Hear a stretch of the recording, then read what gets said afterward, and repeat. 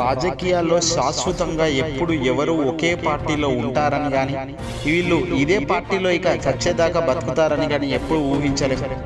పార్టీలో రాజకీయ భవిష్యత్తు కోసం ఎప్పుడు ఎవరు ఎక్కడి నుంచి ఎటువైపైనా దూకే ప్రయత్నం చేస్తూనే ఉంటారు. తమ రాజకీయ భవిష్యత్తు అంతమవుతుంది అని తెలిసిన మరుక్షణమే ఆయా పార్టీలు మార్పు లేదంటే రాజకీయ భవిష్యత్తుపై ఒక పునరాలోచనలు చేసుకొని ముందుకు అడుగులు వేస్తుంటారు. తాజాగా అదే పని చేయబోతున్నారు తెలుగుదేశం పార్టీ సీనియర్లు.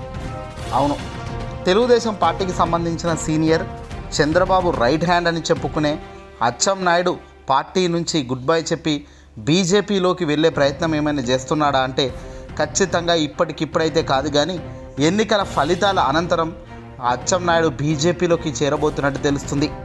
దానికి తగ్గట్టుగా చంద్రబాబు నాయుడు దగ్గర ఫుల్ ఫ్లెడ్జ్డ్గా ఆయన ఆదేశాలు తీసుకోవడం, అలాగే బీజేపీకి సంబంధించిన కేంద్ర పెద్దలతో సైతం టచ్లోకి వెళ్ళడం అచ్చెన్నాయుడు ఫుల్ సిద్ధంగా ఉన్నారట.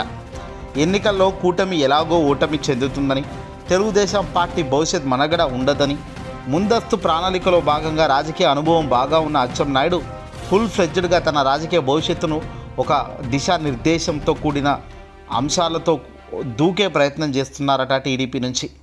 ఇక టీడీపీకి సంబంధించిన అచ్చెన్నాయుడుతో పాటు యనమల రామకృష్ణుడు సైతం అధికార పార్టీ వైఎస్ఆర్సీపీ పార్టీలోకి ఇటీవల యనమల కృష్ణుడు వెళ్ళారు, వాళ్ళ తమ్ముడు. ఇక తాజాగా యనమల రామకృష్ణుడు తెలుగుదేశం పార్టీలో ఇతను కూడా సీనియర్ మంత్రిగా పనిచేశారు, చంద్రబాబుకు అత్యంత దగ్గరి వ్యక్తి. కానీ బీజేపీలోకి ఇతను సైతం దూకే పరిస్థితి, ప్రభావం కూడా స్పష్టంగా కనబడుతుంది.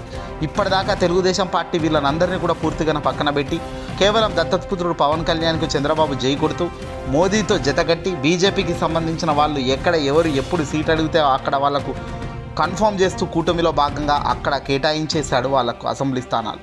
ఇక 40 ఏళ్ళు 30 ఏళ్ళ నుంచి పార్టీలో పడిచచ్చి ఎంతో కష్టపడ్డ అచ్చెన్నాయుడుకి కానీ యనమల రామకృష్ణుడికి కానీ ఇలా చాలామంది సీనియర్లకు మాత్రం చంద్రబాబు ఎలాంటి అవకాశాలు పెద్దగా ఇచ్చే పరిస్థితి లేదు. రొటీన్గానే వాళ్ళకు అవకాశాలు ఇచ్చడం జరిగింది. పెద్దగా బాధ్యత పార్టీలో లేకపోవడంతో, చెప్పిన మాట గ్రౌండ్ లెవెల్లో పనిచేయకపోవడంతో, ఒకవేళ ఎన్నికల ఫలితాలు తారుమారవుతే గనక ఇమ్మీడియట్గా జంప్ అయ్యే దాంట్లో అచ్చెన్నాయుడు రామకృష్ణుడు ఇద్దరు కూడా ప్రథమ స్థానంలో ఉన్నట్టుగా సమాచారం అందుతుంది.